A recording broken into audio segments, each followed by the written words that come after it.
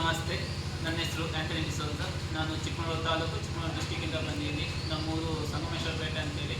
So ನನ್ನ injury level T12. ನಾನು rehab ಆದದ್ದು ಸೇವಾಧಾಮದಲ್ಲಿ.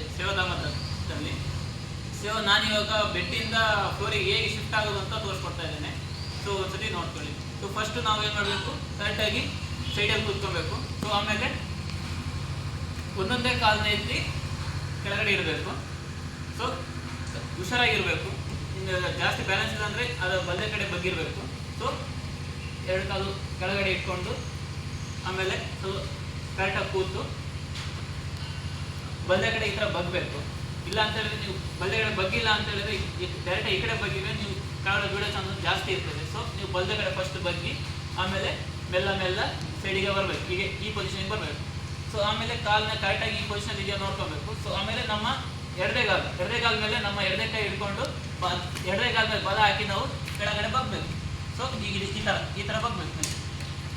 ಈ ಥರ ಬಗ್ಗಿದ ಮೇಲೆ ನೆಲ ನೋಡಿ ಈ ಥರ ಸಿಗ್ತದೆ. ನೆಲ ಸಿಕ್ಕಿದ ಮೇಲೆ ನಮ್ಮ ಎಡದೇ ಕೈ ಇದ್ರ ಮೇಲೆ ಫುಲ್ ಬಲ ಕೊಡಬೇಕು. ಆಮೇಲೆ ಕೈ ಇಲ್ಲಿರೋದನ್ನ ಆದಷ್ಟು ಹತ್ರ ತಗೊಬೇಕು. ಹತ್ರ ತಗೊಂಡು ಆಮೇಲೆ ಡೈರೆಕ್ಟಾಗಿ ನೋಡಿ ಈ ಥರ ಕೂರೋದು. ಆಮೇಲೆ ಕಾಲನ್ನ ರೈಟ್ ಮಾಡಿ ಹೀಗೆ. Break Free Solutions, brought to you by Project Discovery, supported by Enable India and Google.